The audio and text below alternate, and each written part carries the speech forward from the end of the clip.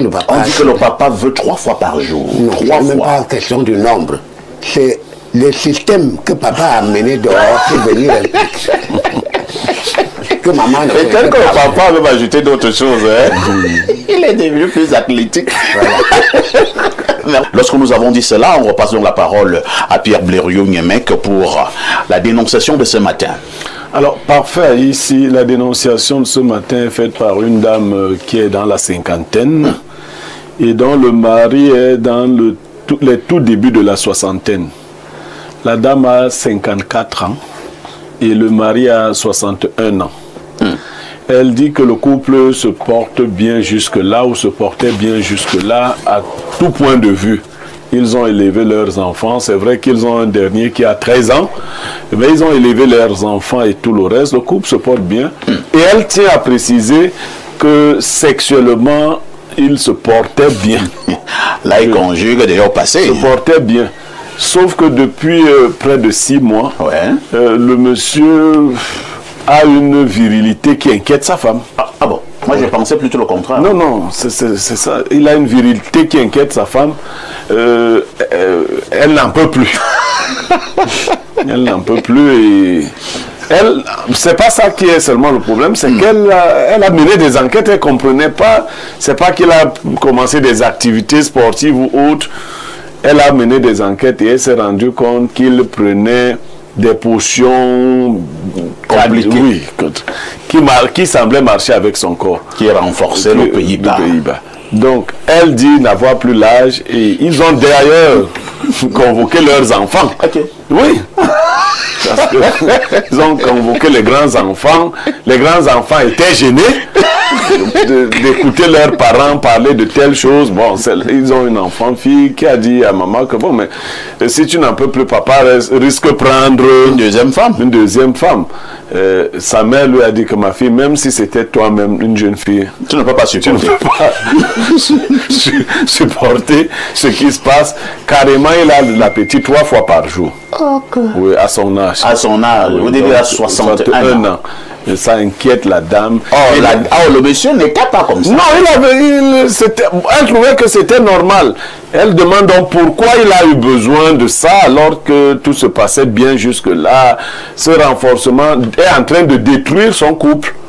Oui, elle dit que non, il faut qu'il arrête et qu'il redevienne une personne normale.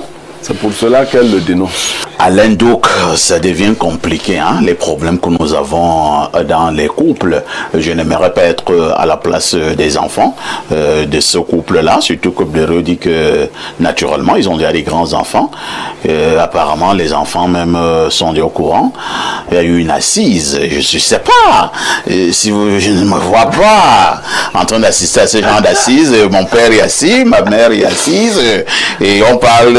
Ma mère dit qu'elle souffre beaucoup parce que le papa ne fait pas en sorte qu'elle dorme. Alors, je vais dire quoi là dans cette affaire? Oh, j'imagine que les enfants sont déjà d'un certain âge. Et même ça. Non, oui. Quand on est déjà d'un certain âge, ils savent qu'ils peuvent se permettre quand même d'avoir. Et tu commences à parler de la sexualité de tes parents? Oui, notamment si eux-mêmes sont mariés. Ça pose un problème. Donc, vous savez de quoi. Donc, tu commences à dire à ton papa que mon papa, tu sais également qu'il faut aller doucement avec maman. Non, mais non.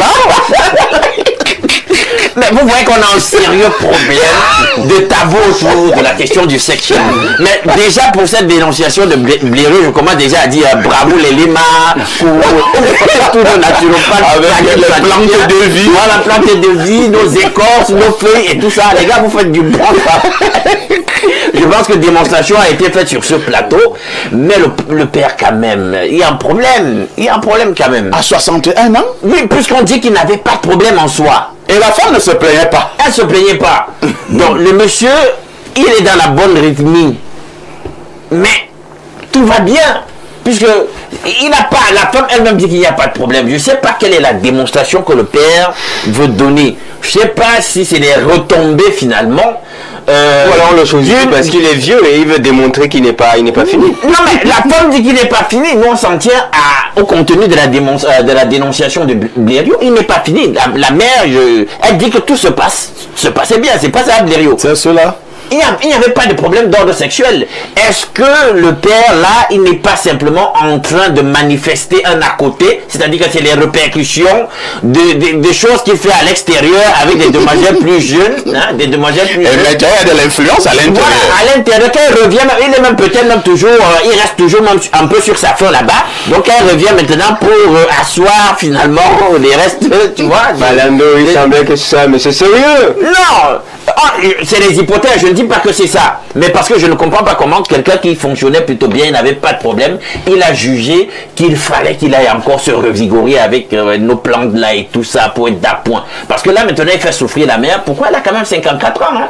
Ah, c'est l'âge de la ménopause et tout, il y a des modifications hormonales, etc. Et la maman a déjà des grands enfants, ce n'est plus sa priorité là. Voilà, parce qu'avec les modifications hormonales, on a accueilli des professionnels ici sur le plateau.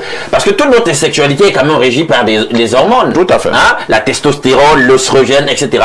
Quand il y a modification hormonale, ça veut dire que même la problématique du désir va se poser. Donc même au niveau du désir, ce n'est plus exactement ça. Donc là maintenant, lui revient avec une virilité de pubère, etc. Il doit tuer ça à 61 ans. Non, elle ne peut pas suivre le rythme, il faut qu'on soit clair. À moins qu'elle aussi commence à prendre, parce que sinon, naturopathe, donc la maman cherche aussi peut-être même l'herbe. Non, naturopathe dans la version féminine de ces histoires. Soit il trouve le bon parti, on s'assoit, la mère commence aussi à écorcer à son niveau. Ça va être de fou, hein. Parce que imagine lorsqu'il y a, j'ai failli dire affrontement. Mais c'est grave. On fait ça. Vous savez que même les enfants qui étaient encore là, qui étaient encore allés hors de la maison, ils doivent seulement les laisser.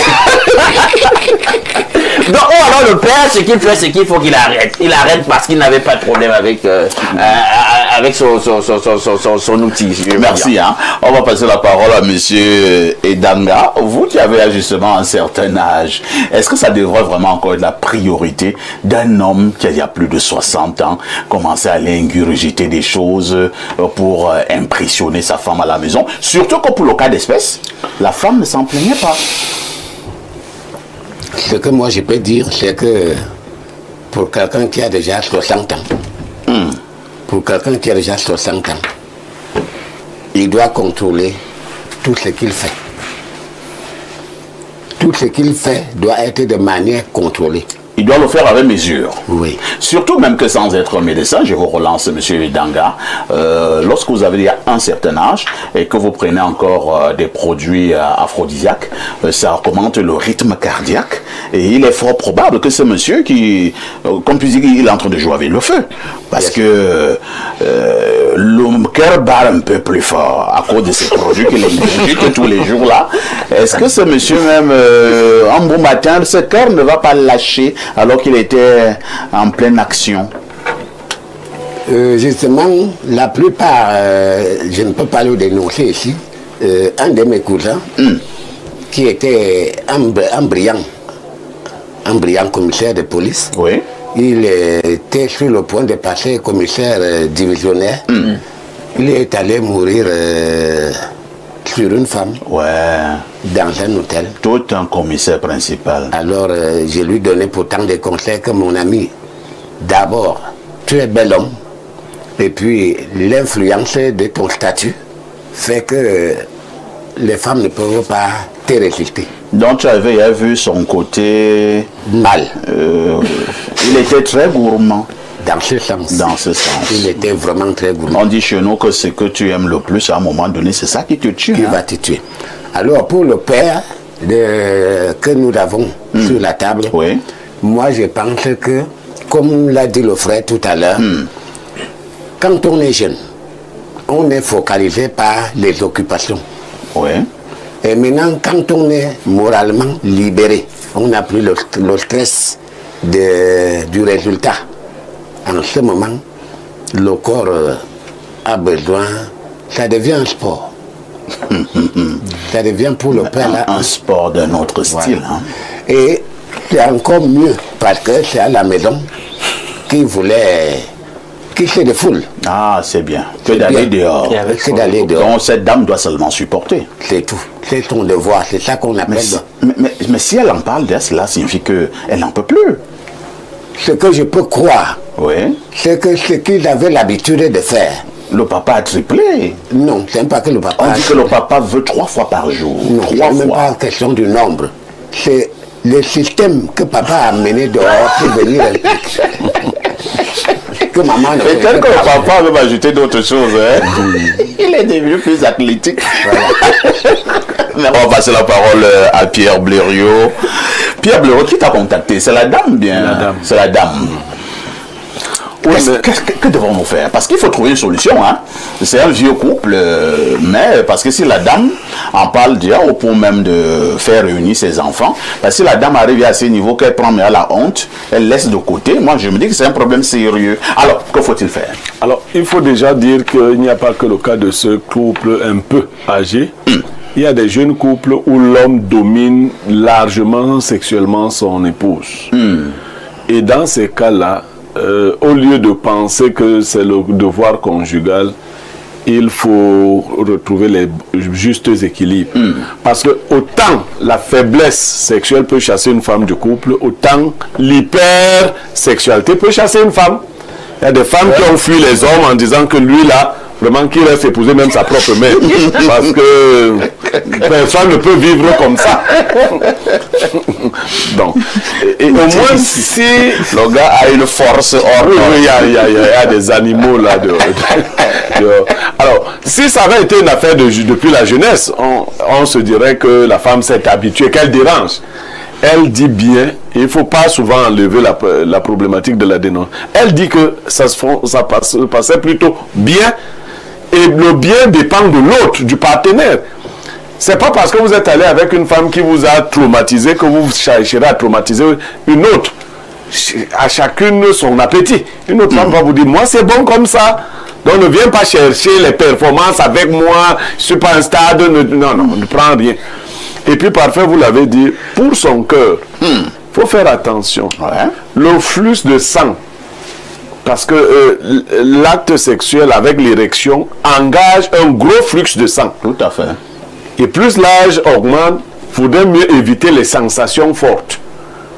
Parce que ce qui renforce là, augmente aussi le niveau des sensations. Donc il ne se fait pas du bien à lui-même. Il ne se fait pas du bien. Et je crois que la maman doublement prévenait les enfants. Quand un jour on peut vous appeler, c'est que Le papa a lâché. parce que moi je souffre, mais il ne va pas tomber. Mais lui peut tomber. Parce que ça aussi c'est l'autre. Donc, je crois que sagement, il doit arrêter la prise de ces potions, puisqu'il n'en avait même pas besoin. Et puis, ceux qui cherchent particulièrement ce genre de performance, de mon point de vue, si vous avez de bons résultats, enfin, si vous avez une sexualité normale, l'idée de rechercher des performances montre que vous avez encore un retard mental. Oui, parce qu'il y a un retard dans ce... Non, il ne s'agit pas de démontrer quelque chose.